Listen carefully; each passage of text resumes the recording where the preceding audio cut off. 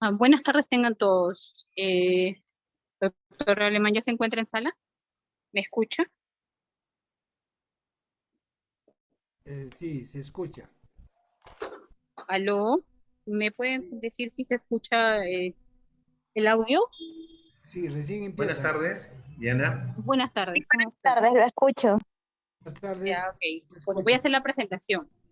En nombre del Colegio de Contadores Públicos de San Martín y el Grupo Alemán, le damos la bienvenida al doctor Luis Alemán y a todos los participantes por participar en el seminario de casuística de pericias contables fiscales y de auditoría forense.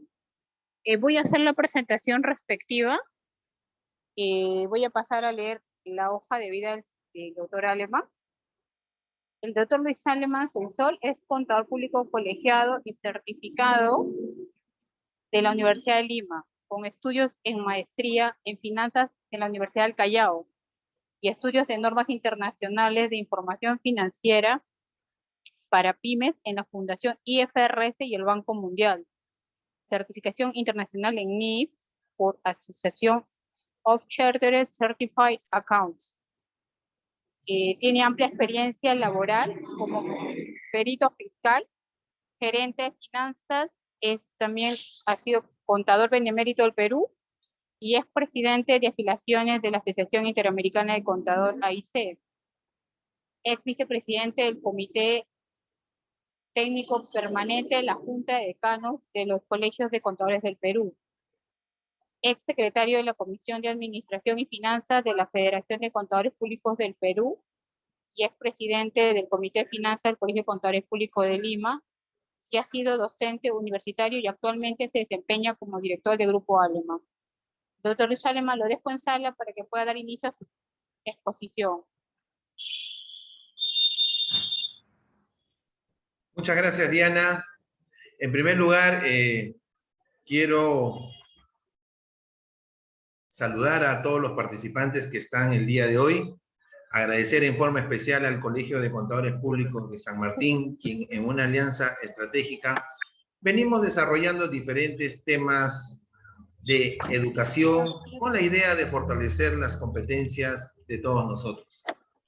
El día de hoy vamos a dar inicio a este seminario de casuísticas que le hemos denominado tanto fiscales como judiciales, porque hay que recordar que hay peritos fiscales y hay peritos judiciales, y hay peritos que se desarrollan en ambos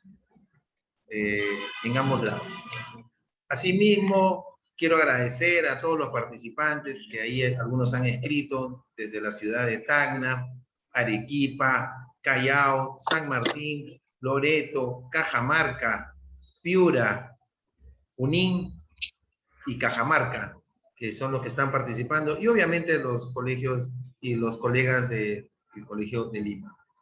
El día de hoy vamos a empezar con un tema de por qué es importante para nosotros, y en función a la experiencia de haber realizado una pericia fiscal desde el punto de vista del lavado de activos y financiamiento del terrorismo, es importante conocer los instrumentos financieros, conocer un poco el sistema de lucha contra el lavado de activos y el financiamiento del terrorismo, asimismo ver un poco la casuística, ya que por temas de seguridad y temas que ustedes deben de comprender no podemos dar todos los datos en este caso. Pero sí, ustedes podemos comentar y darles algunos alcances del mismo con la idea de que podamos compartir estos 5 días que vamos a estar hoy día desde las 5 de la tarde hasta las 7 de la noche. Si bien es cierto, hoy estamos empezando un poquito tarde, no porque hubiéramos querido, sino porque muchos colegas están ingresando y nuestra área de coordinación está tratando de que todos ingresen sin ningún problema. Bien, sin más preámbulos, vamos a dar inicio a este seminario con la importancia de los instrumentos financieros. Bien, ¿qué cosa es un instrumento financiero en primer lugar? En primer lugar, es un contrato que da origen a un activo financiero como a un pasivo y a un instrumento de otra sociedad. También es importante decirles, estimados amigos, los que están en temas de normas internacionales, que las 3 últimas normas emitidas, la NIF 9, la NIF 15 y la NIF 16, hablan mucho de contratos. Y nosotros debemos de fortalecer este tema de contratos porque las normas lo hablan mucho, ¿eh? Entonces, es importante ver que hoy en día conocer contratos, no solamente de instrumentos financieros, sino también de alquileres, de leasing que se maneja, contratos de manejo con clientes. Entonces, importante fortalecer nuestro tema de contratos. ¿Correcto? Entonces, un instrumento financiero es un contrato que da origen a un activo y o pasivo o instrumento de capital. Un activo financiero puede ser un efectivo, los derechos contractuales para recibir de otra entidad también efectivo, o un activo financiero, ¿correcto? Y también un instrumento de capital. Si hablamos un poco contablemente, vamos a decir que tenemos un activo que es recibir un dinero y obviamente tenemos que se genera una obligación. O en su caso, recibir un dinero y se genera una obligación con los accionistas, que es el tema del capital. En algún momento voy a apagar la cámara con la idea de mejorar nuestra señal y no tener problemas con el internet, porque las cámaras normalmente consumen mucho. ¿Correcto? Espero que se entienda. Y en algunos momentos también prenderé para tener un tema de conversación con ustedes. Bien, vamos a ver una manera de definir los instrumentos financieros, ¿eh? Tenemos instrumentos financieros primarios, dentro de los cuales están los de deuda y de capital, y los instrumentos financieros derivados, que son los forwards, las opciones y los swaps. Si bien es cierto, en los primarios tenemos desde el inicio, ¿correcto?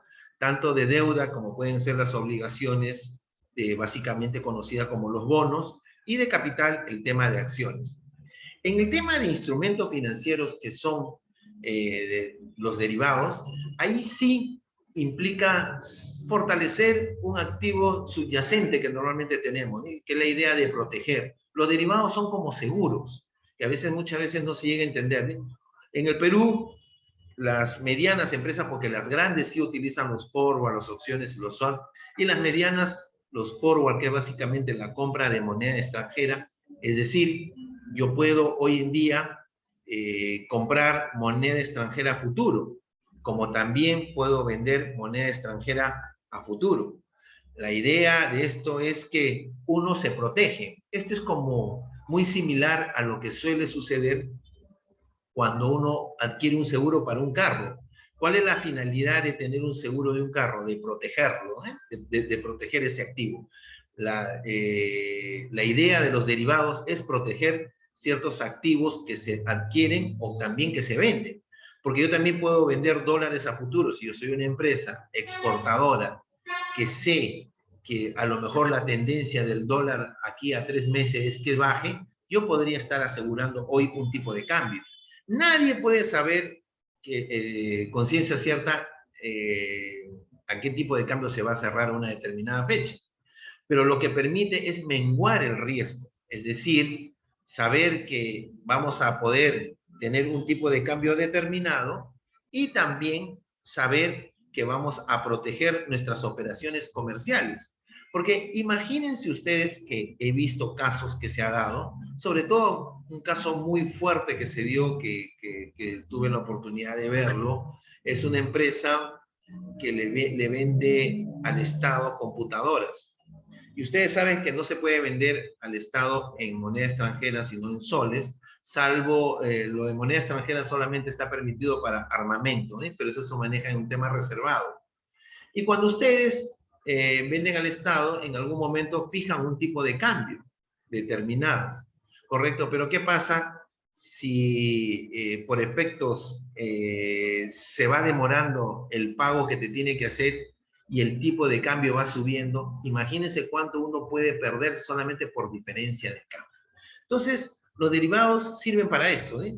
El tema de swap ya es el manejo de tasa de interés o también de cambio de monedas. Y las opciones sí ya entran para los commodities, que se maneja de otra manera, ¿eh? Los productos commodities que tenemos hoy en día, que son los minerales, el tema de alimentos y algunos productos de servicios.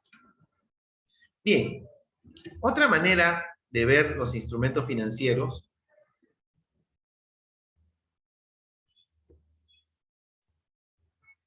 es que hay instrumentos financieros bancarios de ahorro, correcto, que viene a ser la verdad, y de financiación. También el tema de mercado de capitales, con renta fija y renta variable, y los contratos derivados. Esta también es otra manera de ver los instrumentos financieros, ¿eh? Los instrumentos financieros bancarios de ahorro, que normalmente son los que vemos en el mercado, pero también hay los de financiación. En el Perú, la gente más necesita recursos, más hay diferentes modalidades de buscar productos de financiación que de ahorro. Y en el caso de mercado de capitales, ya también tenemos el caso de renta fija y de renta variable, ¿correcto? Entonces, ahí la importancia de ese tema, de conocer que ya el mercado de capitales ya es un mercado secundario, donde se negocia en bolsa de valores, y ya no es como el tema primario, donde nace el título desde la fuente original de una empresa. Y los contratos derivados que ya hemos indicado, tanto los forward como los swaps y las opciones. ¿Okay?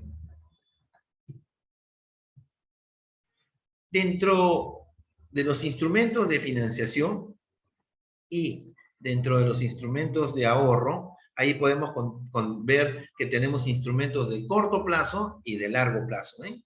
Normalmente cuando hablamos de corto plazo y pensamos, porque aquí tengo entendido que la mayoría son contadores, ahí también tengo un amigo, un odontólogo muy prestigioso que maneja temas, que también está presente acá.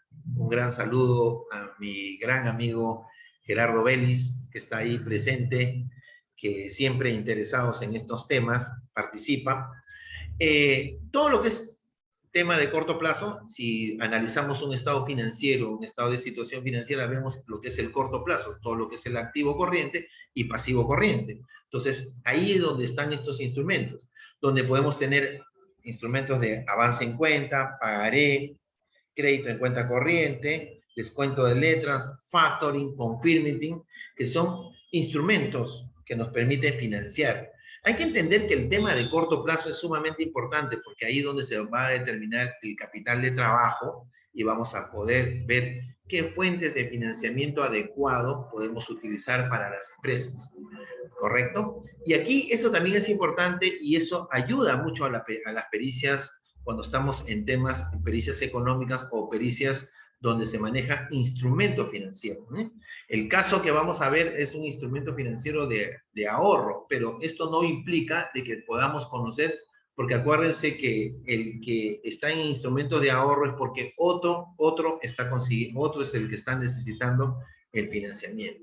Y en el tema de instrumentos financieros de ahorro de largo plazo, tenemos los préstamos hipotecarios, los leasing, las letras y los préstamos sindicados, que también son importantes, que como normalmente suele suceder, esto sirve para financiar tantos activos de largo plazo, que normalmente pues son los activos fijos que puede tener una empresa, y yo diría, no puedo hablar de los intangibles, porque los intangibles normalmente ninguna entidad los financia, normalmente lo financia la propia empresa, porque es muy difícil ver el retorno de un intangible si no tiene éxito.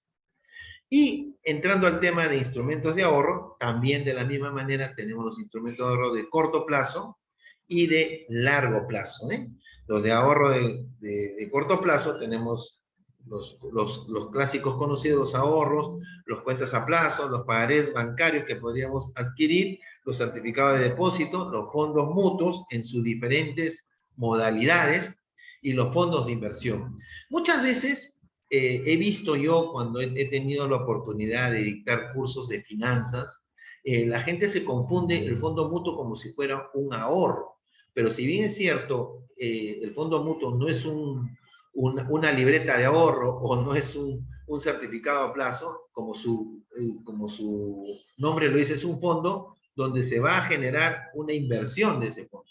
Y el retorno puede ser positivo o negativo. Mientras que en un tema de ahorro, cuentas a plazo, ustedes están asegurados con ese monto porque siempre va a ser positivo, pero en un porcentaje muy pequeño, mientras que en el otro puede ser un porcentaje mayor obviamente porque está metido el tema del riesgo. El riesgo es que hace elevar el rendimiento de esta operación.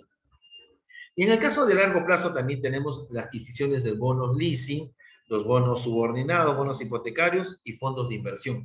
Justamente, ¿sí? Mucha gente también puede invertir a largo plazo. ¿Por qué? Porque el que está tomando estos recursos, lo que va a hacer es ponerlos en inversiones de largo plazo, es decir, a lo mejor adquiere la realización de un departamento que vende al crédito y obviamente la recuperación es en corto, sino en largo plazo.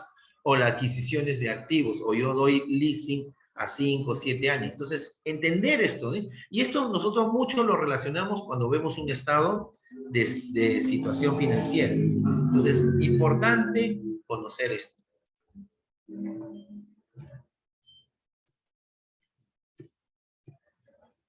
Bien, ahora, entrando en los instrumentos básicamente de corto plazo, que a veces es importante conocer, tenemos instrumentos para financiar ventas, financiar inventario y financiar capital de trabajo, ¿correcto? Entonces, aparentemente parece que fueran lo mismo, pero ¿en qué se van a diferenciar? En el costo financiero. Cuando uno negocia con una entidad financiera, muchas veces las personas no saben negociar.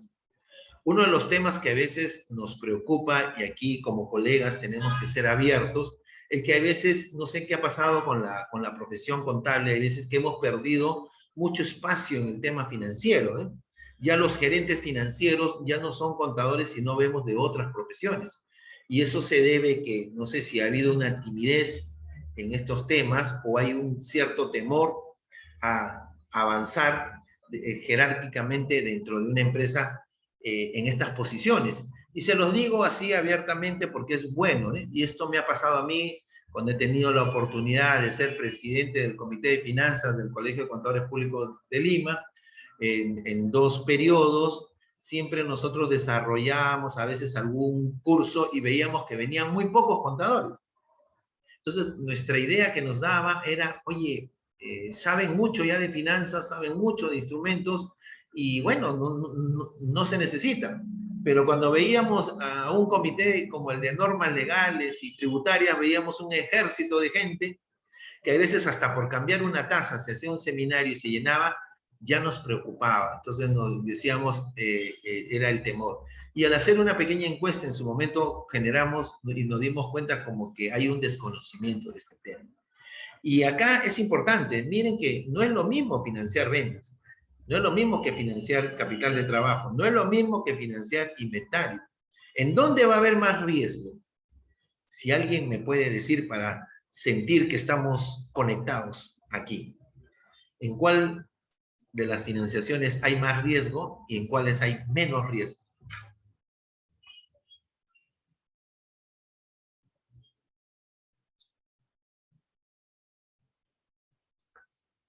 Alguien que se anime, ya sea por el chat.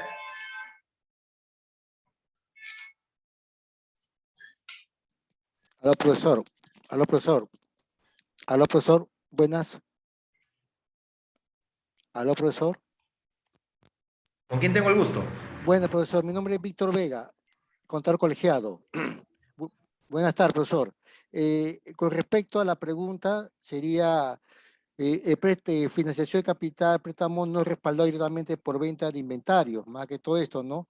Aunque también el Guarra también es también otro tipo de financiación, ¿no? Ese sería mi apreciación. Gracias, profesor. Les pediría a los que participen, vamos a tratar, esto no es una clase realmente, pero siento que es importante y por eso lo denominé acá, la importancia de conocer instrumentos financieros. Algo que siento yo y se los digo siempre abiertamente, siento que es lo que nos falta dominar para mejorar nuestro posicionamiento dentro de la sociedad también, ¿eh? ¿Correcto? Ahí en el chat, voy a leer ahí, en el chat dice financiación de capital, Genoveva, capital de trabajo. Es correcto. ¿Cuál es el instrumento de financiación más caro? El de capital de trabajo. ¿Y por qué se lo digo esto? Porque a veces cuando ustedes van a negociar con una institución financiera, la institución financiera les va a dar lo que ellos quieren darle. Cuando uno necesita dinero, no negocia, solamente le dice dónde firma. y ellos se dan cuenta que su necesidad es tan fuerte y le pueden dar, correcto, un crédito más caro con condiciones inadecuadas. Entonces, es importante conocer esto, porque esto que vemos aquí lo vamos a reflejar también en una pericia en algún momento, ¿correcto? Cuando uno desarrolla alguna pericia, y en este caso, esta pericia es básicamente con bancos del exterior y son inversiones colocadas por estas personas que en su momento obtuvieron estos dineros, ¿correcto? Es importante también conocer.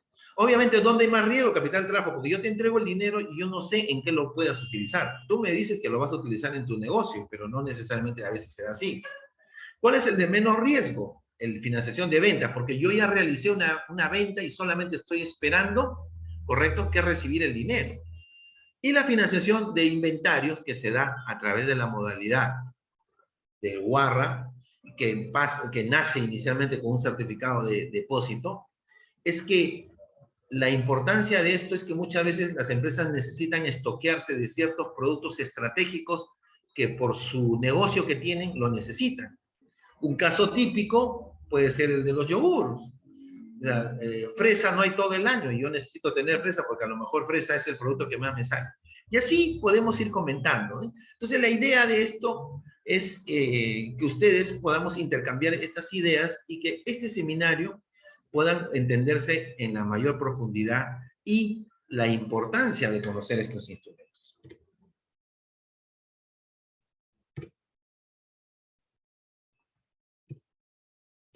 Bien, otra manera de ver los instrumentos de financiación de intervención bancaria es que hay instrumentos que implican la firma de títulos y valores y hay otros que no necesariamente, ¿correcto? Entre estos tenemos los pagarés, los descuentos de letras, los certificados de depósito, los warrants, ¿correcto? Pero también hay créditos, ¿correcto?, desde el punto de vista de financiación que no implican una firma, sino son dados en función a confianza y a la operatividad que tiene la empresa, como son los clásicos créditos en cuenta corriente y los sobregiros, ¿correcto? Todos sabemos que el crédito más caro es un sobregiro, pero el sobregiro uno lo tiene que pagar, muchas veces decimos, por un premio, por un castigo a la falta de planeamiento o a la falta de tener todo el control de la empresa para que no puedas perder el recurso necesario o la sangre necesaria que es la liquidez en la empresa, ¿eh? Recuerden que el cash es el rey, siempre se le comenta así, porque ustedes pueden tener muchos activos, pero si no tienen efectivo no pueden operar. Y recordar que una entidad financiera les da recursos en función a su generación de fondos, no por los bienes que tengan. Ustedes pueden tener bienes y si no generan, ¿de qué vale que les den un crédito? Porque tú no vas a pagar si que no generas fondos para pagar ese crédito. Entonces, la idea es que podamos entender también esta parte y la implicancia que implica estos temas, ¿eh? También un poco, ya que estamos tocando estos temas de intereses y todo, mañana va a estar un gran expositor y conocedor también, que es Esteban Avelino Sánchez, para los que conocen. Él ha hecho 7 libros sobre intereses y los últimos cambios de temas de intereses que va a haber, él lo va a tocar en temas de deuda entre personas ajenas al sistema financiero y el tema de alimentos. Así que vayan calentando motores conmigo, por eso un poco que me adelanté estos temitas para que un poquito sea más fácil entender a uno de los grandes conocedores en estos temas.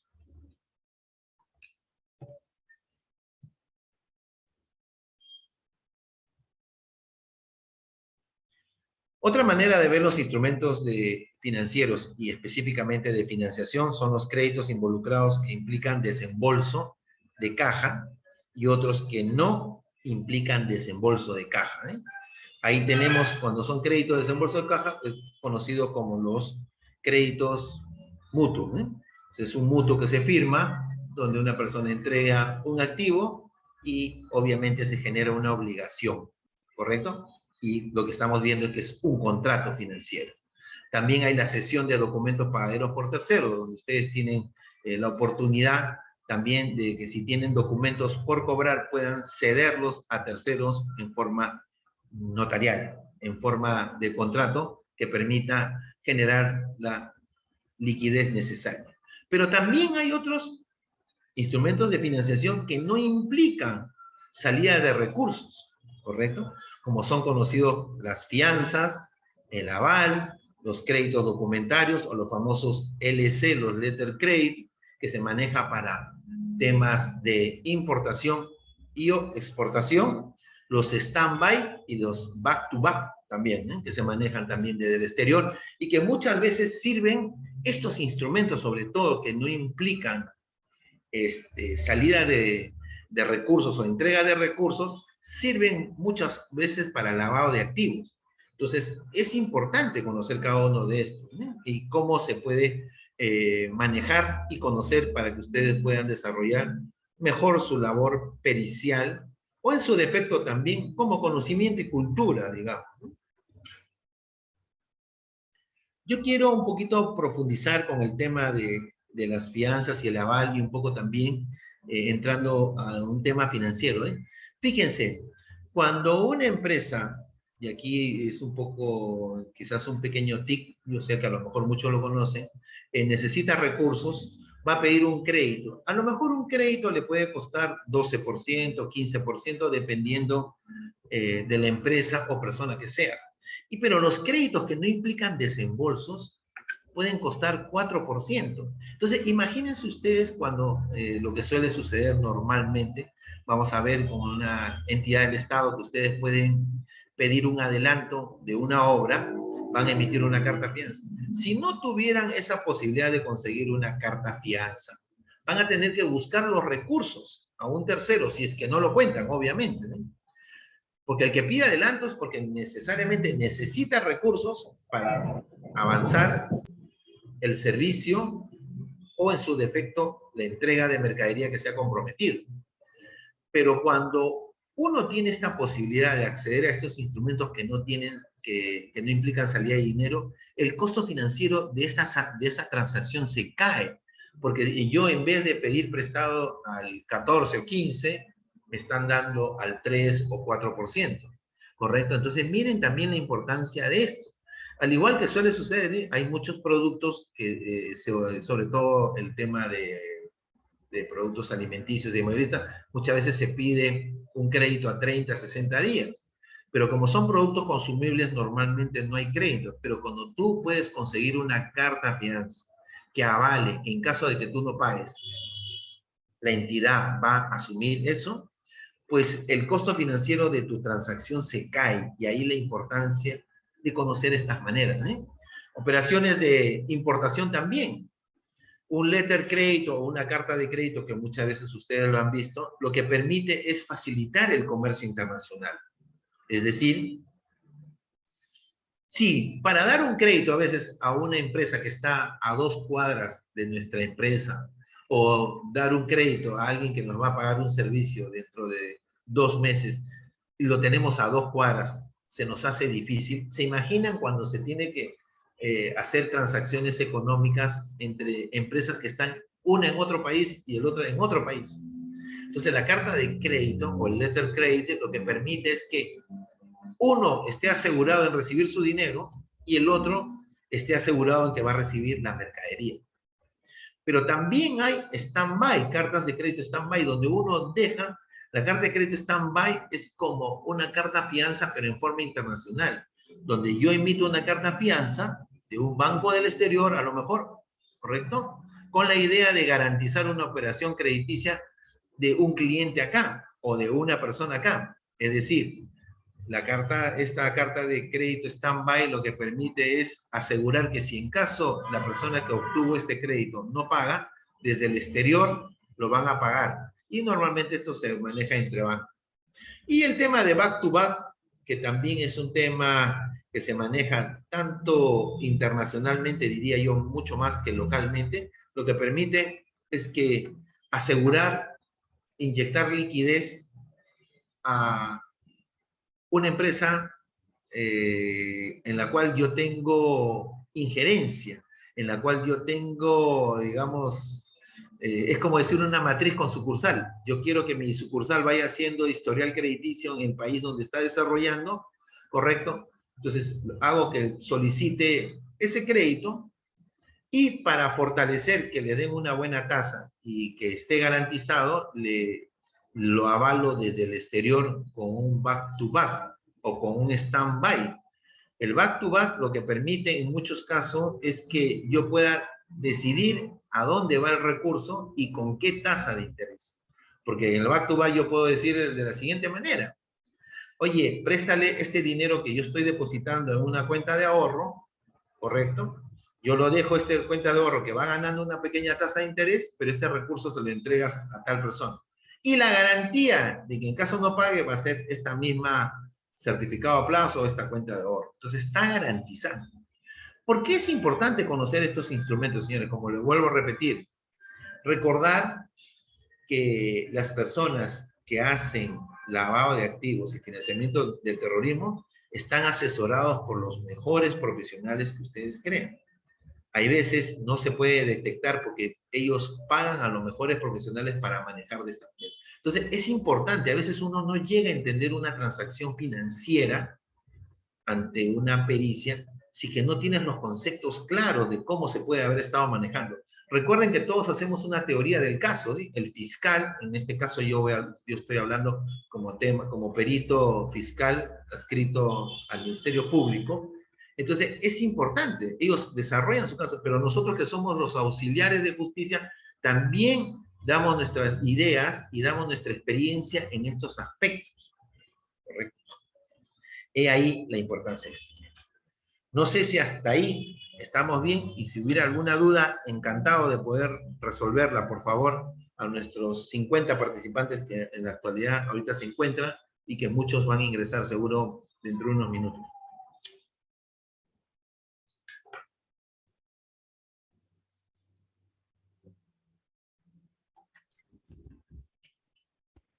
Aló, buenas noches. Colega Luis Alemán. Tengo el gusto. Con Genoveva Berríos, de Arequipa. Genoveva Berríos, de Arequipa. Una vez más, de la cálida ciudad de Arequipa, que están de aniversario. Sí, así es. Es nuestro mes patrio. Es Bueno, patrio, exactamente.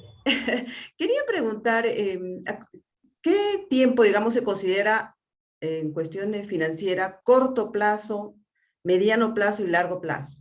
No sé si me puedes aclarar eso. Yo te diría que si vamos por un tema de nuestra estructura del estado de situación financiera, corto plazo, obviamente todos sabemos todo lo que está dentro de la situación financiera, los activos corrientes y pasivos corrientes, ¿eh? Y todo lo que es largo plazo es superior a eso. Ahora, cuando hablamos de mediano plazo, eso es un lenguaje que no es un lenguaje contable, es un lenguaje más financiero, diría yo. Porque el mediano plazo, cuando uno maneja esto y va a negociar con los bancos, porque un banquero, estimados amigos y colegas, se da cuenta con la persona que está hablando en 5 minutos si sabe de finanzas, si sabe de instrumentos, si conoce temas de Basilea I, Basilea II, se da cuenta. Entonces, cuando hablamos de mediano plazo, ellos normalmente hablan entre 3 y 5 años. Y más de largo plazo, hablan de operaciones arriba de 7 años. Pero normalmente, y operaciones de corto plazo sabemos pues que no pasa de un año, pero que no hay normalmente, digamos, operaciones de mediano plazo en un tema de presentación de información financiera. Pero para fines bancarios, para fines del lenguaje financiero, se dice mediano plazo. Eso es lo que yo podría opinar, Genoveva. Sí, porque hay una discusión con una AFP, digamos, de esos fondos de inversión que tienen, donde dice en su publicidad corto plazo, menor riesgo, ¿no? A un corto plazo. Entonces, yo puedo entender que es un año, ¿no? Pero ellos indican que puede ser de 3 a 5 años o a 3 años, por eso era la pregunta, ¿no? Entonces yo decía, de repente están situándose a un mediano plazo, pero si en su publicidad dicen claramente depósitos a corto plazo, por eso es un menor riesgo y que lo invierten en instrumentos de renta fija, ¿no? Entonces, esa era la aclaración que yo quería con lo que tú conoces de Finanzas, si me puedes confirmar.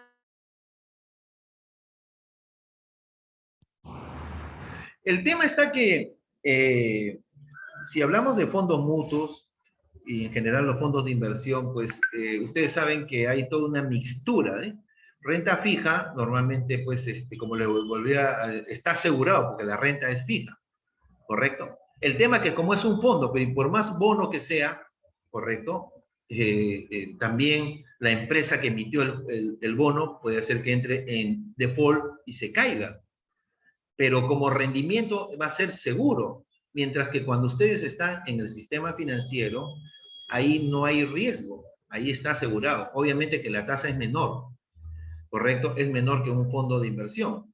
Y hay que ver que los fondos mutuos, ustedes, fíjense la estrategia que hacen los bancos. Ustedes no, ¿alguno de ustedes ha visto alguna oficina de Credifondo o de Escociafondo? No, ellos están inmersos en los bancos. Porque como hay bastante desconocimiento, ¿correcto? Porque si ellos tuvieran que generar primero costos administrativos de tener una oficina para capturar los fondos, como que generaría cierto riesgo. En cambio, cuando la gente entra a un banco, siente que está asegurado sus recursos y no necesariamente es así, ¿correcto? Yo sé que es un tema financiero que nosotros vamos a sacar un curso de gestión financiera a fines de agosto, inicios de septiembre, y me gustaría que participen en cómo hacer, no va a ser un curso, o no va a ser un curso de especialización de grandes finanzas, sino de la mayoría de empresas y de la mayoría de asesores que ustedes son en gestión financiera, ¿correcto? Entonces, ¿cómo administrar adecuadamente los recursos? ¿Cómo negociar?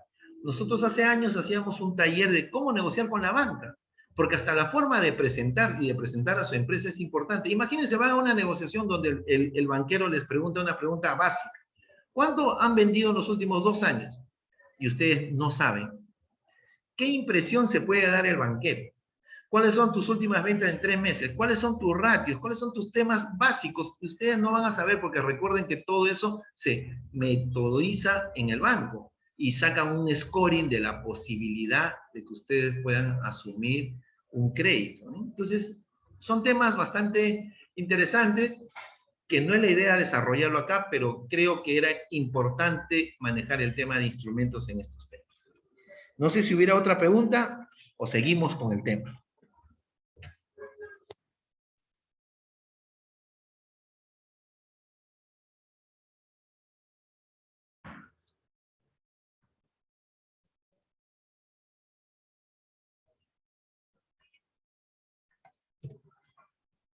Bien, hasta ahí hemos tocado básicamente el tema de instrumentos financieros, que es importante conocer. Ya hemos visto las diferentes modalidades, corto, largo plazo, un poco de mercado primario, mercado de capitales, rápidamente, y derivados, ¿no? Que también es importante. Ahora, siguiendo un poquito con la secuencia que hemos preparado para ustedes, vamos a hablar del Sistema Nacional de la lucha contra el lavado de activos y financiamiento del terrorismo, ¿correcto? ¿Quiénes son los actores aquí? ¿Correcto? En primer lugar son los sujetos obligados y los supervisores de los sujetos obligados. ¿Y quiénes son los sujetos obligados? Ya muchos de ustedes conocen, algunos han seguido el curso de oficial de cumplimiento también, un poco que está de moda muy fuerte el tema de compliance dentro de las grandes empresas, y ustedes saben que esto nació por el caso de Odebrecht y de Graña y Montero y de todo el tema del club de la construcción. Entonces, aquí los sujetos obligados son normalmente las empresas que la Unidad de Inteligencia Financiera y la SBS han determinado, y básicamente son las constructoras, las inmobiliarias, las casas de cambio, las casas de juego, las empresas que se dedican a la venta de autos, los notarios. También nosotros los contadores también estamos inmersos en este tema. También las empresas que se dedican al tema de ventas de joyas, de oro, las empresas que se dedican a la venta de maquinaria amarilla, ese grupo de empresas, ¿no? Entonces, ese grupo de empresas son los sujetos obligados a informar, ¿correcto? Cuando existe alguna transacción, ¿correcto? Que ellos consideran que se puede estar involucrando en un tema de lavado de activos y o financiamiento del terrorismo. Y también cuenta con supervisores, ¿no? Los supervisores, las empresas que venden armas, por ejemplo, también cuentan con un supervisor como DICAMED, las empresas que necesitan un mejor control, porque en este tipo de empresas es más fácil. Hay otros países que todos los negocios están involucrados en tema de tener un oficial de cumplimiento. Aquí en el Perú todavía no se ha dado eso, pero la tendencia mundial es que vaya eso. Y esto también, señores, aunque ustedes no crean, también es una forma, una oportunidad laboral de que ustedes puedan ser oficial de cumplimiento. Más aún, un contador que conoce mucho el negocio, conoce pues quiénes son los principales clientes, quiénes son sus principales proveedores, qué operación puede ser una operación inusual o una operación sospechosa. El segundo actor es la unidad de inteligencia financiera, donde los sujetos obligados o los supervisores informan, ¿correcto?, a la unidad de inteligencia financiera alguna operación que ellos consideran, ¿correcto? Y será la unidad de inteligencia financiera la que haga el estudio, profundice mucho más, ¿correcto? Hoy en día ustedes ven que la unidad de inteligencia financiera está bastante activa, ¿correcto? Informando sobre todo en el caso de personas expuestas públicamente, lo que se conocen como los PEP, ¿correcto? Cuando una persona públicamente expuesta, y básicamente son pues personalidades de un gobierno, inmediatamente la unidad de inteligencia financiera también rastrea, ¿eh? Rastrea. Porque acá también pues entra también un poco la SUNAT, y que muchos de ustedes han podido ver que en los últimos tiempos la SUNAT está haciendo muchas notificaciones a personas de su movimiento de bancarios que han tenido. O sea, no cuadra sus ingresos declarados versus el movimiento de bancos, y normalmente lo llaman y lo hace una presunción de un incremento patrimonial no justificado. Una vez que la unidad de inteligencia financiera ya ha determinado que hay un posible lavador o un posible financiamiento del terrorismo, lo que va a hacer es entrar al tercer actor, que sería el Ministerio Público. Va a informar, y ya será el Ministerio Público, a través de los fiscales, que puedan indagar correctamente el caso, y de serlo así, hacer la acusación correspondiente. Y esta acusación irá al Poder Judicial, y en el Poder Judicial se determinará si esta persona ha cometido este delito. Entonces, estos son los actores del Sistema Nacional de Lucha contra el Lavado de Activos y Financiamiento del Terrorismo. ¿Qué es lo que busca todo esto? Primero, prevenir, ¿no? Prevenir que no penetren, porque es muy fácil en algunos casos cuando no existe el control. ¿Cuántas empresas han sido penetradas con lavado de activos o financiamiento? O también las personas, ¿eh? Muchas personas a veces son utilizadas sus cuentas, dan sus datos para que estas personas puedan utilizar este medio, ¿correcto? Y puedan realizar sus fechorías. El tema está en detectar, que eso normalmente ya la unidad de inteligencia financiera con todo el equipo que maneja internamente puede, y será la fiscalía la que investigue, y será el Poder Judicial el que sancione. Entonces, esta es la misión de este sistema nacional. Son los sujetos obligados, los supervisores de estos sujetos obligados, la unidad de inteligencia financiera, el Ministerio Público, ¿correcto? Porque hay que recordar, y también entra la policía en el caso cuando ellos determinan, porque antes del nuevo Código Procesal Penal, el que hacía la investigación era la policía. Hoy en día eso se lo han dado al Ministerio Público. Lo que se busca es fortalecer la investigación. Se demostraba que muchas veces las investigaciones se caían o eran mal presentadas, y por ende no podía llegar ya a ser un tema de sanción, porque llegaba al Poder Judicial muy débil en el tema de la investigación. Los ejes son la prevención, la detención, la investigación y la sanción, como ustedes pueden ver ahí. Bien, habiendo visto ya un poco el tema de instrumentos financieros, el sistema de lucha, Ahora vamos a entrar un poquito al lavado de activos y financiamiento del terrorismo. Este es un concepto que muchos ya lo conocen, ¿correcto? Es introducir el tema del lavado de activos, es introducir en el sistema económico recursos ilícitos, con la finalidad de darle apariencia de legalidad. Estas actividades ilícitas básicamente las conocemos, son el tráfico de drogas, la corrupción que existe muy fuerte, la extorsión, la minería ilegal, la trata de blancas, entre otros.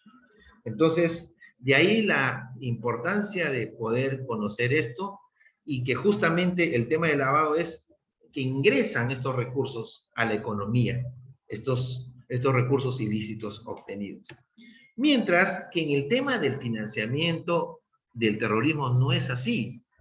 Lo que ellos buscan es la recolección, el suministro de fondos u otros bienes. Ellos no están buscando qué penetrar, ellos lo que quieren es recursos, no tanto en efectivo ni tener tantas cuentas, sino tener los recursos necesarios, los fondos, ¿correcto?, para tener bienes. ¿Qué bienes dirán ustedes? El armamento, los explosivos, la alimentación, el tema de tener todo para afectar los bienes materiales de una nación, ¿correcto? Eso es lo que buscan ellos. Eso lo hacen a través de forma nacional o a través de forma internacional. Lo que buscan es eso. Por eso ustedes ven una alianza que a veces escuchamos en las noticias, una alianza entre los carteles con el terrorismo, ¿sí? ¿Qué es lo que obtienen los terroristas? Armamentos, dinero, alimentos, ropa, todo lo demás, mientras que ellos protegen esas zonas cocaleras, le dan eso. Y lo que busca el que realiza actividades de drogas es obtener ese bien para luego hacerlo líquido a través de los recursos financieros.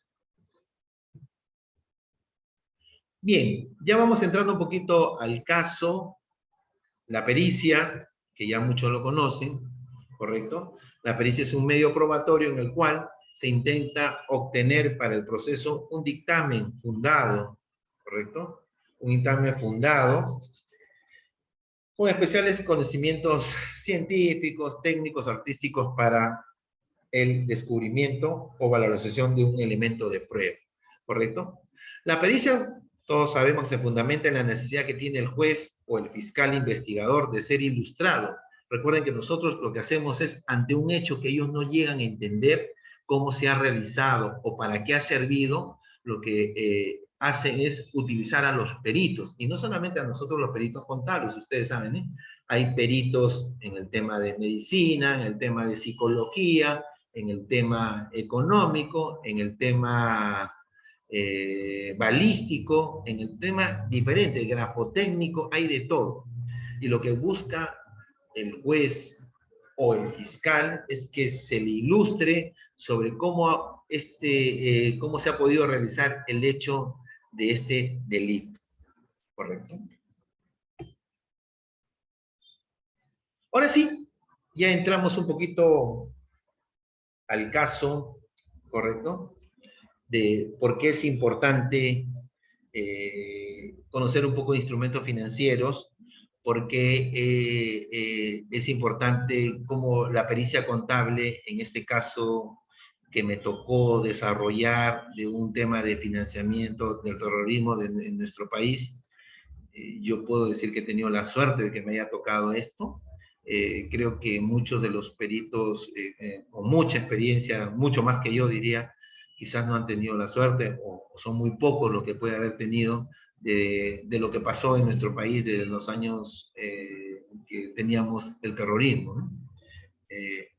Comprenderán que por un tema de delicado que es el tema, no puedo dejar muchos nombres, pero sí voy a comentarles cómo se maneja y por qué la importancia de conocer este tema y la importancia de mi seminario, de este tema que me ha tocado a mí, es la importancia de conocer los instrumentos financieros, porque esto se maneja a nivel internacional, ¿eh? Bien, un poquito haciendo un resumen del sistema de la lucha contra el LAF. lavado de activos y financiamiento del terrorismo. Acá pueden ver ustedes los sujetos obligados que reportan, los supervisores también, o alguna institución también puede brindar, pública, a la unidad de inteligencia financiera, y también, fíjense, a las otras unidades de inteligencia financiera a nivel mundial, que hay pactos entre ellos, ¿eh? La unidad de inteligencia financiera comunica a través de un informe de inteligencia financiera, correcto este reporte, y se lo pasa al Ministerio Público para que el Ministerio Público ya haga las indagaciones y pueda solicitar la mayor cantidad de información y fortalecer lo que la unidad de inteligencia financiera ha informado de este presunto lavador de activos y o financiamiento de terrorismo.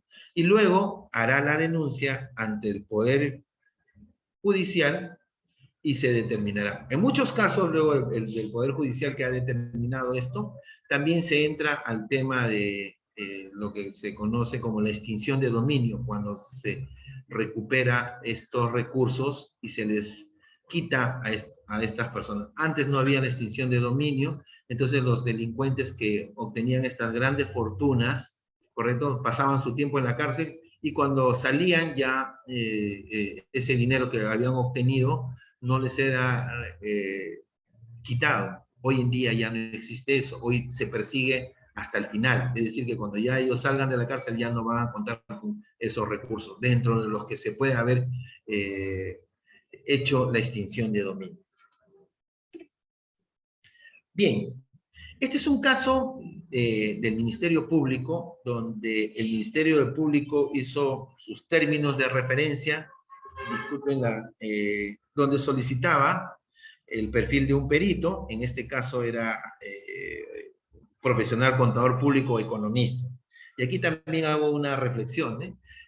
Parece que dentro del campo, cuando hablamos de finanzas, no piensan en nosotros solamente, sino también piensan en el economista, y es una reflexión que es nuestro competidor directo, ¿eh? ¿Correcto? Claro que él también está preparado, al igual que nosotros, ¿correcto?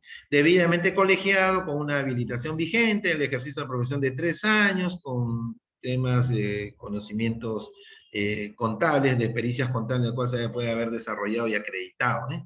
El objeto de la pericia era la designación de un contador público economista con la finalidad de que emita un balance, un estado de cuenta, un saldo a favor y en contra, así como también un reporte total de las transferencias externas en el cual se dio durante los últimos 27 años. Esta fue una pericia de 27 años. Pedían una pericia desde el año 1990 hasta el 2017, ¿correcto?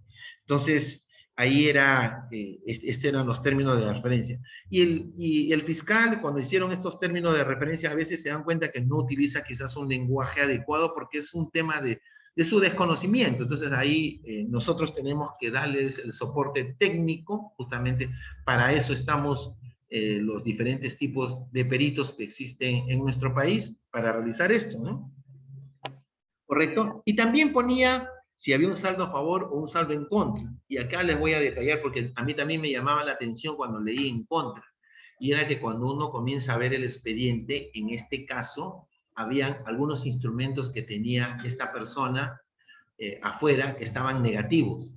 Y un poquito la historia es que ellos veían saldos negativos y no veían el saldo positivo, quizás por el desconocimiento justamente, y ellos más bien pensaban que las cuentas del exterior estaban con saldos negativos, y entonces ellos decían en algún momento, ¿para qué vamos a hacer una pericia si más bien todo está negativo y no hay nada que podamos recuperar?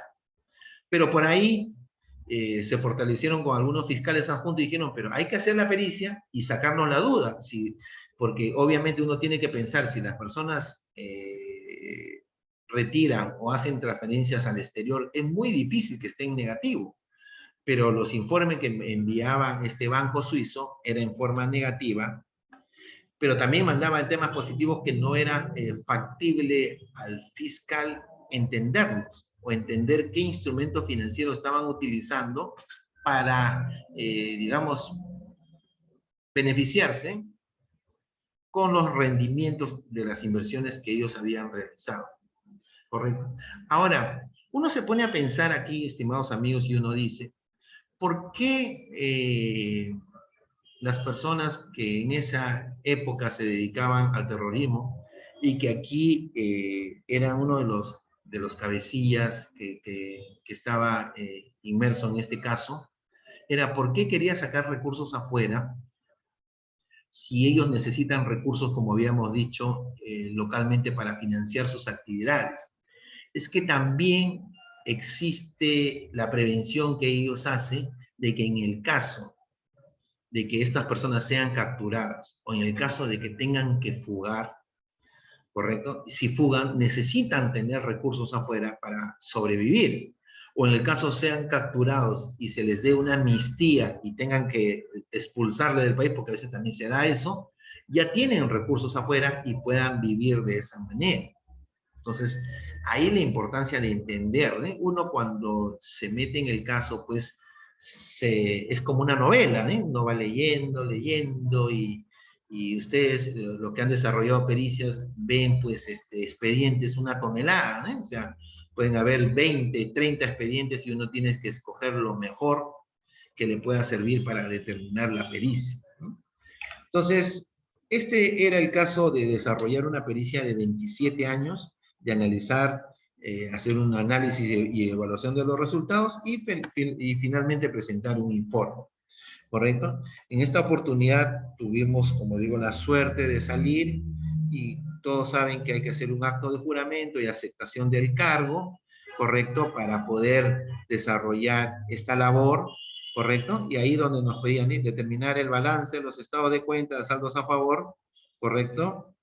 Registraron las cuentas financieras, determinar si se han recibido transferencias externas durante el periodo del 90 al 2017, determinar el monto total, ¿correcto? De estos recursos que salieron afuera, ¿correcto? Y finalmente elaborar el informe, ¿correcto? Aquí es donde se nos hace el informe, donde se nos nombra como ganador para realizar este servicio para el Ministerio Público. Los que conocen saben que la Fiscalía Supranacional se encuentra ahí en Miro Quesada, en Lima, para poder desarrollar el caso. ¿Correcto? Entonces, ¿de qué trata básicamente este caso y acá la importancia? En los años que se desarrollaba ese terrorismo, ¿correcto? Aunque ustedes no crean, hay personas que teniendo recursos apoyan estas ideas, esta ideología. No solamente piensen ustedes que son personas, a veces uno tenía la cultura o la idea de que normalmente las personas que están en el terrorismo son personas que son de bajos recursos. No, también hay personas que apoyan. Fíjense que en Europa hay casos que bandas de rock que generan sus recursos lícitos, porque ellos sí generan, ¿eh? O sea, una persona que genera sus recursos lícitos y cree en esa ideología, financia este tema. Yo creo en la lucha de los ideales de esta organización y lo financio. No es que está obteniendo recursos ilícitos, no es como en el tema del lavado de activos, donde yo he obtenido el recurso ilícito y lo que hago es tratar de ingresarlo al sistema, a la economía, para convertirlo en lícito. Aquí es todo lo contrario. Acá muchas veces personas que creen en estas ideologías también financian. Y eso es lo que se da en este caso, ¿no? Y hay que verse que cómo uno se descubre, cuando son las personas capturadas, y acá hay un tema también importante, cuando una persona sale, que es públicamente expuesta, a decir que está involucrado, automáticamente, estimados amigos, la unidad de inteligencia financiera los rastrea, dice, fulano de tal, inmediatamente entra a todo su equipo que tiene ahí informático y comienza a buscar en qué bancos tiene cuenta, cuál ha sido su movimiento, entra a todo. Y ahí es donde comienza a descubrir. Entonces, en el caso del financiamiento del terrorismo que se dio en nuestro país, también fue así. Ustedes recordarán que cuando son capturados los cabecillas, salieron algunos nombres. Y al salir algunos de estos nombres, ¿correcto? La unidad de inteligencia entra y comienza a indagar sobre esta persona. Y ahí se descubre que una persona que tenía una venía de una familia bastante acomodada, que contaba con recursos, había hecho transferencias de Lima hacia Nueva York, al First International Bank, ¿correcto? Con la idea de ir generando estos recursos a futuro.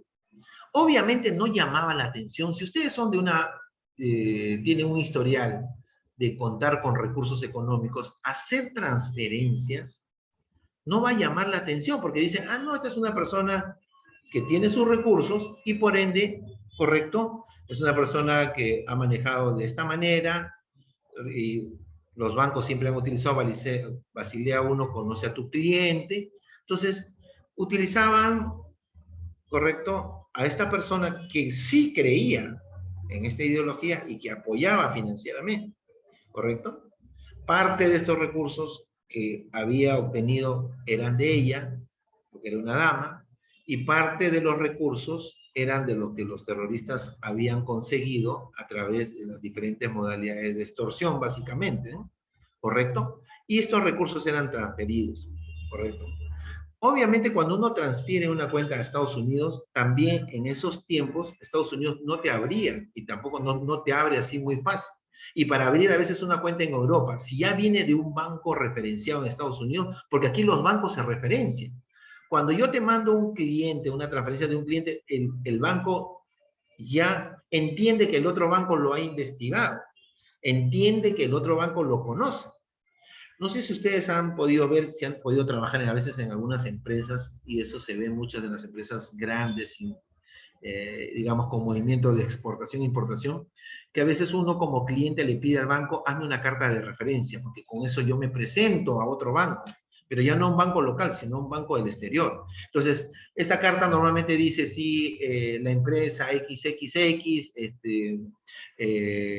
ha aperturado nuestra cuenta desde hace 20 años, manteniendo un constante normal desenvolvimiento de sus operaciones y todo más. Te hace una carta referenciando.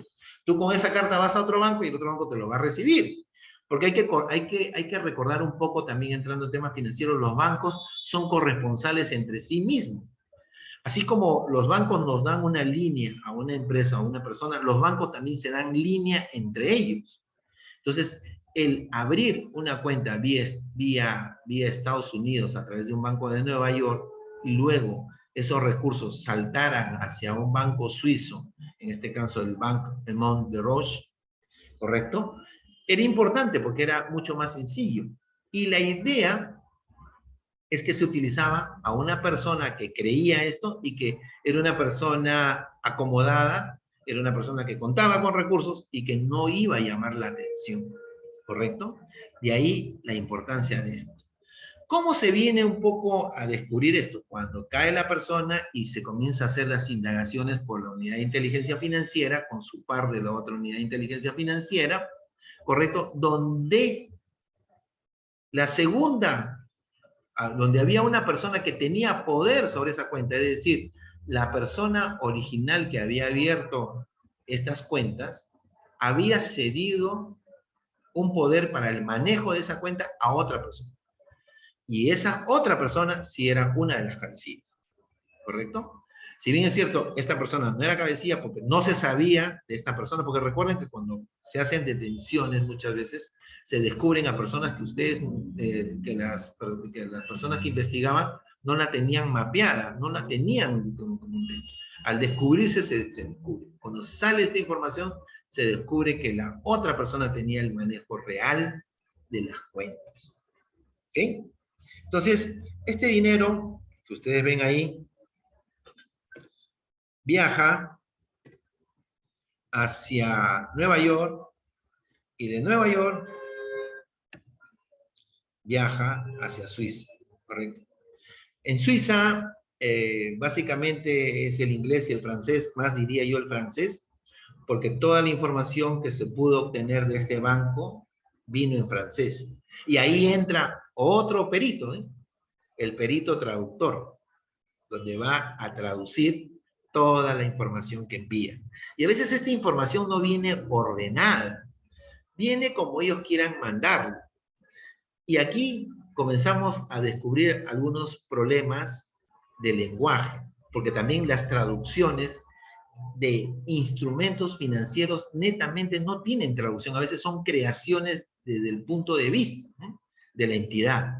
Le pueden poner un nombre que a lo mejor cuando el perito quiere traducir no le encuentra una traducción, no tiene una traducción, no es como decir una carta de crédito, que a lo mejor decimos letter credit, ok, ahí no hay. Entonces, ahí comienza el tema. ¿Y por qué le digo esto? Porque justamente uno de los detalles cuando comencé a observar la traducción, había un punto que no había sido traducido. Yo diría como 3 o 4 puntos, si no más recuerdo. Entonces, yo pedí una cita con la perito traductor y le llevé su traducción, ¿eh? O sea, le dije, doctora, aquí, ¿por qué no pudo traducir esto de acá? Entonces, ella también explicó, pero le dije, ¿usted indagó con algunos bancos de estos lenguajes? No. Entonces, ahí quizás tuvo un limitante. Entonces, eso me permitió a mí indagar también y profundizar el tema de instrumentos. Y ahí es donde uno tiene, gracias a Dios, o el tiempo que estamos, la experiencia de instrumentos financieros, comenzamos a indagar de diferentes fuentes por qué se manejaban así. Y justamente se maneja así por un tema de mantener anonimato y de mantener, así como hay aquí en nuestro país, voy a hacer un comparativo de fondos mutuos, correcto, de fondos mutuos. Y dentro de los fondos mutuos hay renta fija variable, renta fija constructora, son de empresas constructoras, renta fija minera, petrolera. Entonces, se generan diferentes tipos de renta mixta variable, también te pueden decir, renta mixta, no sé, se crean productos. Entonces, acá la idea es la creación de productos. Ahora, ¿cuál era el siguiente detalle de esto? Siguiente detalle que esto nace con unas cuentas de ahorro. Al transferirse, nacen en cuentas de ahorro que se convierten en depósitos a plazo, y estos depósitos a plazo luego pasan a ser fondos de inversión en diferentes modalidades. O sea, hay una diversificación. Se dan cuenta que ellos también son asesorados, porque pienso yo que no necesariamente de ellos nació, sino quizás el asesoramiento pudo haber sido hasta del propio funcionario del banco, pensando obviamente que eran recursos que venían de una fuente, digamos, normal, que no eran recursos que venían de una fuente irregular, voy a decir así. Y ellos también asesoran, porque ustedes muchas veces van a una entidad y la entidad misma les asesora, ¿no? Entonces, aquí vienen estos temas. Y la idea era que como estas cuentas ya se habían paralizado un poco, ustedes saben que toda cuenta de ahorro genera mantenimientos y gastos. Esto me hace recordar un tema, un caso de un amigo que se fue a Estados Unidos y dijo, me voy para trabajar, ganar dinero y voy a dejar mi cuenta en un banco de $500. Y la idea de él era remesar y abonar a su cuenta siempre una cantidad para que cuando regresara al Perú contara con ese tema. Pero no lo pudo hacer por 2 a 3 años, tuvo un problema, y cuando quiso averiguar el saldo de su cuenta, él le debía al banco ahora. ¿Y por qué? Porque el banco todos los meses le cobraba un mantenimiento. Y el mantenimiento era superior al rendimiento que le estaba dando. Imagínense, $500 a una tasa del 1% no es nada. Entonces, y el mantenimiento era $2.50, que en un año ya le habían cobrado $30 y él solamente había recibido $4 casi. O sea, se iba consumiendo su capital. Y al término de un tiempo ya él le debía al banco. De igual manera sucedía con estas cuentas en el exterior. Por eso que cuando los fiscales revisan los estados de cuenta veían negativo, pero solamente estaban viendo negativo de una de las cuentas. Porque al final esta cuenta se diversificó en depósitos a plazo, se diversificó en instrumentos financieros. Tal es así que al final las cuentas de ahorro estaban negativas. Las cuentas a plazo estaban en cero porque automáticamente todo se convirtió en instrumentos de inversión de tipo fondo mutuo, voy a decirle así, porque es muy similar. Eran fondos de esta manera que nos permitían. Entonces, aquí la reflexión, estimados amigos, de esta casuística, es que tenemos que conocer esto, conocer el tema de rastrear el dinero y ver cómo se diversifica, y la manera como nos envían la información, y la manera de recibirla y poder nosotros, como auxiliares de justicia, darle al fiscal esa luz que se necesita, ¿eh? Para poder recuperar estos recursos que habían salido al exterior de una manera, digamos así, lícita, porque habían sido utilizados por esta persona que contaba con recursos y que no llamaba la atención en este tema. Bien, es así que la Fiscalía, ustedes pueden ver aquí en una publicidad que les estoy adjuntando, la Fiscalía recupera bienes y dinero por casi 20 millones, y abajito ponen, ¿eh? ¿Correcto? Solo en lavado de activos se registraron 5 millones, mientras que en el financiamiento del terrorismo fue casi 1 millón. Nosotros demostramos que en las cuentas había casi ese monto y permitió que pudiera hacerse esta recuperación. Aquí también les adjunto, ¿correcto? Un poquito los montos recuperados que ha podido desarrollar la Fiscalía durante este tiempo, ¿correcto? Estamos hablando en tráfico de drogas, en trata de personas, en las diferentes modalidades, ¿eh? Narcotráfico, delitos aduaneros, financiamiento del terrorismo, que acá está lo que nosotros habíamos recuperado siendo un saldo neto. Fondo de las inversiones eran mucho más, pero como habían gastos negativos, más o menos era ese fondo neto. Acá había transporte de dinero también transfronterizo, tráfico de drogas, enriquecimiento ilícito, corrupción de funcionarios. Miren qué impresionante el tema de corrupción de funcionarios. El monto, ¿eh? Es el tema mucho de moda, podríamos decir así, ¿eh? Que quizás se está dando con mucha más fortaleza. El tráfico de minería ilegal también es otro de los temas fuertes. Y en general, entonces ustedes ven aquí cómo se permite esto recuperar de manera que nosotros a través de nuestra labor nos permite desarrollar esto. Es así que también aquí pueden ver que desarrollamos en función a esto un artículo que hicimos en el diario Gestión, ¿correcto? La realidad del perito fiscal y el lavado de activos, ¿no? Donde un poco queríamos hacer reflexionar a la sociedad la importancia del perito y que el Estado debería invertir más en nosotros. Porque yo estoy seguro que lo que nosotros le generamos a favor del Estado es 1000 veces superior a la remuneración que nos dan. Es decir, yo no les puedo decir cuánto me pagaron por este caso, pero sí les puedo decir cuánto es la recuperación. Pero ustedes pueden hacer sus cálculos. Si tú recuperas $1 millón, si fuera una empresa privada que hubieras hecho esta recuperación, mínimo hubieras negociado un 10% de comisión. Entonces, ustedes imaginan que a lo mejor hubiera podido recibir yo una remuneración de $100,000, pero ustedes saben que eso jamás va a pagar la Fiscalía. O sea que esos ceros vayan quitándole varios ceros para que ustedes vean cuánto nos han pagado por este tema. Y un poco era la reflexión para poder desarrollar este tema y que nosotros debemos de fortalecernos más, ¿eh? Debemos estar más unidos. Sabemos que a veces no somos convocados últimamente, pero creo que hay que fortalecernos. Hay ciertos colegas que consideran que hay que hacer nosotros una asociación mucho más fuerte, como existen en otros países, y hacernos sentir, ¿eh? Porque de verdad que creo que en estos temas, y que está muy fuerte el crimen organizado, damos mucho soporte, ¿no? Por ende, también deben de destinar más recursos hacia el pago de nuestros honorarios y servicios por estos temas. Bien, eso era lo que quería compartir con ustedes, este caso de financiamiento del terrorismo, esta casuística, esperando de que les pueda servir, y quedo a la disposición de ustedes si hubiera alguna pregunta o algo que amerite que se profundice con toda la confianza, por favor. Tenemos tiempo para hacerlo y la idea es compartir este tema. Profesor Alemán.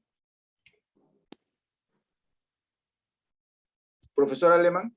Sí, mi estimado. Sí. Primero felicitarlo por la excelente clase de hoy día y preguntarle si tiene experiencia con respecto a las ONGs, porque sabemos de que hay muchas ONGs, por ejemplo, que son ambientalistas, que son antimineros, antiforestales, por decir algún par de ONGs, si es que también ellos hacen este tipo de digamos, no sé cómo llamarlo, si mal uso del dinero.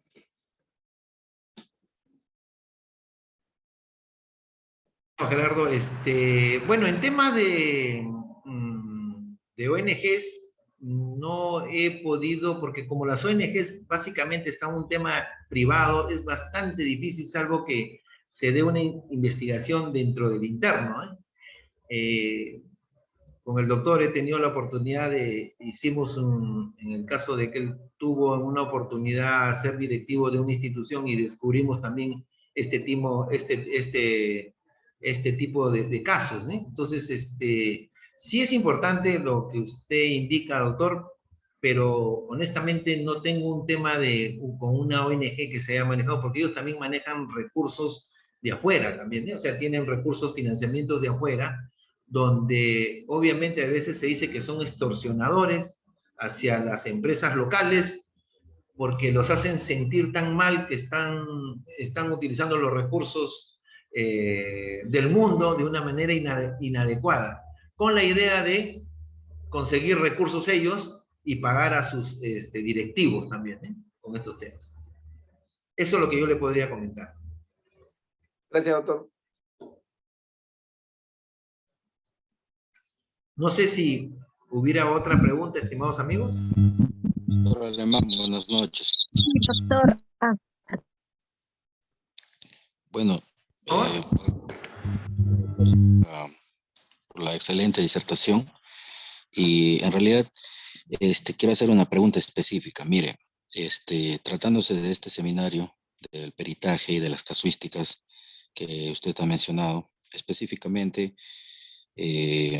tengo un tema para poder demostrar sobre las transferencias que se realizaban en los años 90 hasta la primera mitad o la mitad de la primera década de este siglo, con transferencias que se realizaban de Europa al Perú, de personas que vivían pues en Europa, pero que lamentablemente no eran legales y que enviaban el dinero a sus familiares aquí en el Perú. Dinero con el cual pues han comprado terrenos, han construido casas, han educado a sus hijos, han comprado también algunos vehículos. Entonces, el detalle específico aquí con el que me he encontrado es de que la empresa que realizaba estas transferencias ya no existe. Tengo entendido de que estas empresas como Argenper o Western Union están supervisadas, ¿no? Hay un ente que controla estas empresas, pero que lamentablemente esta empresa que se llamaba Euroamérica ha dejado de existir y no hay ningún registro. Entonces, ¿cómo podría tal vez conseguir información si la SBS maneja esta data o con respecto a las transferencias que le menciono? ¿Y por qué se realizaban estas transferencias mediante estas empresas? Pues obviamente, como le digo, las personas que vivían en Europa no eran legales, ¿no? En esos países. Así que no sé si tiene alguna información al respecto. Participación. Si bien es cierto, en esa época no habían tantos sujetos obligados como existen hoy, y que hoy esas empresas Western Union que usted habla, tienen un oficial de cumplimiento que les hace reportar alguna operación sospechosa, ¿eh? Si bien es cierto, ahí se maneja mucho el pitufeo, pero lo que yo tengo una duda de lo que tú dices es, estas personas que estaban en el exterior no hacían actividades ilícitas, sino simplemente eran a lo mejor trabajadores que trabajaban y generaban un recurso y remesaban a sus familias acá, ¿correcto? Eso es lo que creo que es eso, o es que estas personas hacían alguna actividad ilícita, digamos, ¿no? Porque ahí sí sería otro tema. No había actividad ilícita, solamente trabajaban, ¿no? Por fuera de la legalidad como personas residentes de ese país y enviaban el dinero. Ahora, el detalle es de que esta empresa, pues, no desapareció, ¿no? Pues como cualquier otra, a veces se extinguen, se mudan de país, si ya la rentabilidad no es lo que esperan. Y bueno, ya no existe. Lo que yo tengo entendido, por ejemplo, es de que Western Union, como usted menciona, o Argenper, que es una más conocida, reportan a la SBS. Ahora, ¿cómo puedo conseguir información si trato de ayudar a estas personas a demostrar de que el dinero que remesaban, pues obviamente siempre se ha hecho de manera tangible durante meses y años, para que ellos puedan hacer llegar ese dinero a su familia, ¿no? Correcto. A ver, esto es muy similar, voy a decir así, muy similar a que he tenido hace poco un caso también de incremento patrimonial no justificado. Todos sabemos que en la época de la pandemia, muchos de los familiares comenzaron a caer con esta enfermedad y las familias comenzaban a remesar dinero para que puedan ser atendidas, ¿no? Entonces, obviamente aquí se centralizaba el dinero en una persona y esta persona recibía todos los recursos. Después de 2 años, Nacional le dice a esta persona, porque voy a entrar así, le dice, oye, ¿de dónde sacaste esto? Tú has tenido inversiones en el exterior, ¿eh? Porque lo toma como que has hecho inversiones en el exterior y lo que te llegaba eran los rendimientos, ¿ok? Entonces, yo creo que lo que yo manejaba ahí era con declaraciones juradas. Si las personas, estas que están en el exterior, demuestran que están allá y que obviamente tú me dices, ellos han estado ilegales, sí, pero utilizaban un medio para transferir y las transferencias salían de algún ente allá. Entonces, el intermediario al cual utilizaban, si no era una entidad financiera, debe de tener esos reportes, ¿correcto? Debe tener esos reportes. Y más a eso debe de adjuntarse porque una declaración jurada de la persona que estaba remesando. ¿Por qué te digo esto? Porque cuando entren y busquen que esa persona no figura en el Perú y que figura en el exterior, obviamente van a tomarlo como que sí es mucho más real. Y si a eso le anexas que ha sido utilizado la fuente, la entidad financiera del país originario de los fondos, con eso se va a demostrar de que esta persona ha obtenido este patrimonio basado en una remesa de estas personas del exterior y que no ha sido un tema ilegal para él. Quizás puede ser ilegal para el otro, no sé, pero para esta persona local, no. Esa sería mi posición en la cual yo podría trabajar en el caso que tú estás desarrollando, ¿eh? Un cambio de ideas. Gracias. Bien, no sé si hubiera otra pregunta, comentario. Bienvenido, estamos con el tiempo todavía. Doctor, buenas noches. ¿Cómo está? ¿Con quién tengo el gusto? Mi nombre es Soraya. ¿Aló? Doctor, ¿me escucha? Sí. Sí, mi nombre es Soraya. ¿Cómo está? Soy perito contable. Mire, Soraya Vilca. Sí, Soraya Vilca. El tema de la exposición de las extinciones de dominio que acaba de tocar lo último en su seminario, quería saber en este caso cuáles serían los puntos que se dan para que sí puedan ser estas extensiones de dominio. Se supone que el Ministerio Público es quien custodia este dinero y ya queda en su poder, ¿no? Hasta el momento de hacer una investigación. Luego de la sentencia, cuando se da la sentencia y se determina que la extinción de dominio va a quedar en el Ministerio Público, ¿hay algún argumento o algún dato por el investigado que pueda apelar y que pueda a la par la persona investigada recuperar este dinero? Exactamente. Qué interesante tu pregunta. Cuando se hace la extinción de dominio, que es lo que solicita finalmente y que el recurso cuando llega y es tomado por el Ministerio Público, ellos no apelaron, porque tú podrías apelar si tú demostraras que el recurso que ellos están acusándote es de un tema lícito, es decir, que tú lo tenías mucho antes, que tenías ese recurso porque era un patrimonio personal tuyo. Pero esto se da por el movimiento de las transferencias que se manejaban en esa época. Por ende, la demostración no se podía dar. Entonces, en ese sentido es que la extinción de dominio procede porque ellos no llegaron a apelar a este tema, ¿eh?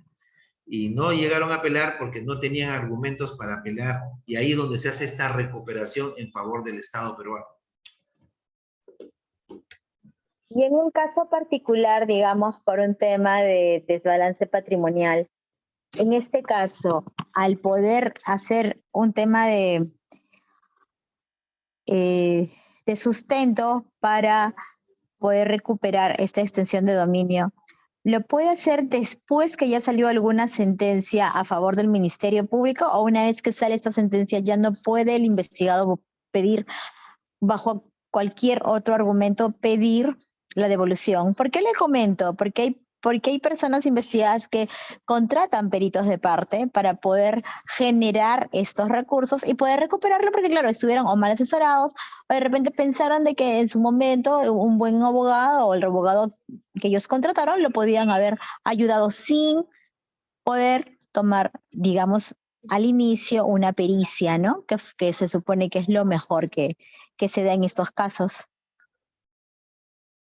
Te decía, justamente, la pericia de parte debería haber venido por parte de ellos, sustentando que estos recursos no formaban parte de, digamos, de un financiamiento de la causa que ellos tenían. Si ellos no lo juntaron, pues no hay ningún sustento. Entonces daban a entender que sí eran recursos ilícitos obtenidos. Pero lo que tú dices, yo no puedo opinar, no quisiera, pero utilizando mi sentido común, es que una vez que ya está sentenciado, porque una cosa es la custodia, ¿eh? O sea, cuando se retienen los fondos, ¿correcto? No es que inmediatamente eso pasa, se retienen los fondos, y cuando ya se solicita la extinción de dominio, ahí ya para mí ya no tiene nada que hacer, porque ya fue aprobada la extinción y eso viene a los recursos. Pero mientras que está suspendido, ahí es donde tú podías haber entrado. Yo tenía un caso que no lo desarrollé yo, sino que colaboré en un momento con el tema del oro. Había una persona muy conocida, el rey del oro, y que también él fue suspendido, o sea, fue, digamos, suspendido todos los recursos, hasta su barra de oro, y luego se demostró que era una parte de un negocio lícito, y había otra parte que no se podía demostrar, porque siempre en estos temas no todo es demostrable, ¿eh? Entonces sí le hicieron la devolución de esa parte, pero no llegó a la extinción de dominio. Cuando ya llega a la extinción de dominio, que es un juzgado especial, donde también ahí se realiza todo el tema de demostración, ellos no se presentan. Entonces inmediatamente eso da a entender que sí estábamos en el camino adecuado, y se procede a la extinción del dominio solicitando los recursos de afuera que vengan hacia el país. Gracias, doctor. Bien. Aló, buenas noches, doctor Alemán. Buenas, mi estimado Oscar Chávez. Doctor, para profundizar un poco acerca de lo que ha comentado la perito contable Soraya, en efecto, es importante, quisiera precisarlo, y de repente usted, con el expertise que tiene en el tema, en lo que se ha desempeñado como perito fiscal, es respecto a el ofrecimiento de una prueba pericial contable de parte en el inicio de las diligencias preliminares por un proceso de lavado de activos. Le comento esto por un caso muy particular que vengo asesorando a la fecha. Resulta que un cliente, por el traslado de una cantidad que supera los 100.000 soles desde el establecimiento de su grifo a unos 40 kilómetros yendo a una entidad financiera para efectuar el depósito, ha sido intervenido por parte de la policía y le han incautado en su poder alrededor de 145.000 soles. Eso dio inicio para que se le aperture las diligencias preliminares, sea sujeto de incautación y confirmación de la incautación del dinero.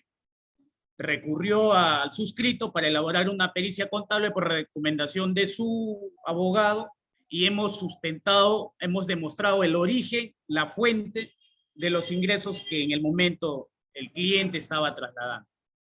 Resulta que hemos solicitado la devolución. Sin embargo, el fiscal nos ha denegado porque está dentro de la etapa preliminar, pero el inconveniente se suscita en lo siguiente. La participación de la Procuraduría ha sido muy importante, ha dado cuenta, hemos presentado el informe preliminar contable y ha sido objeto de observaciones. La pregunta es, en la etapa preliminar, ¿es importante, es recurrente la participación de un perito contable de parte? Porque tengo entendido de que en la etapa de formalización de la investigación preparatoria es que ingresa, se ofrecen las pruebas y ahí entra el perito contable. Mi duda cabe si de repente usted en el desarrollo de su experiencia en la etapa preliminar se ha presentado un informe pericial de parte y eso ha motivado a que se devuelva antes de que se formalice. Entonces, eso es mi duda. Si en la etapa preliminar presento el informe pericial contable de parte, ¿cómo es posible de que la Procuraduría se oponga cuando el Ministerio Público no sacó la disposición de nombramiento de un perito oficial, no ha ofrecido un informe pericial contable? Entonces, eso es mi duda. De repente usted, doctor, con su experiencia que tiene, nos puede comentar ese tema.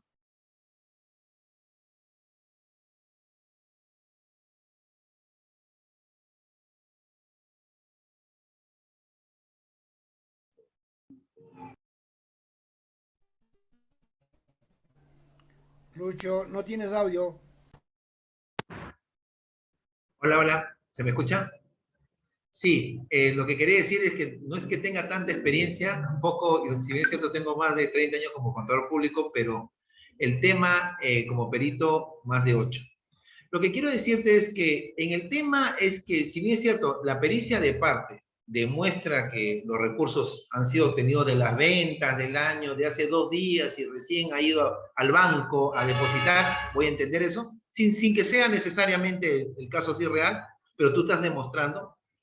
El fiscal tiene que nombrar al perito oficial y será el perito oficial quien evalúe tu información de parte y pedirá algunos otros adicionales para demostrar si realmente la pericia de parte es correcta o no es correcta. Y en función a eso se va a determinar. Pero me extraña que el fiscal haya determinado que todo está en orden, o sea, ha confiado tanto en la pericia de parte que no ha entrado el perito oficial. Doctor, no sé, ¿es algo? No, de repente me he entendido mal. Le explico. Como ha sido sujeto de incautación, inmediatamente el abogado se comunica con el suscrito. ¿Sabes qué? Demostremos el origen. Presentamos un informe pericial contable porque ya se aperturó las diligencias preliminares. Con ello, el fiscal lo formaliza, pero durante el desarrollo de la investigación preparatoria no nombró perito. No ha nombrado. Entonces, al no nombrar, se apersona la Procuraduría y la Procuraduría es quien me observa la pericia contable de parte. Pero a la fecha no hay informe pericial oficial por parte del Ministerio Público.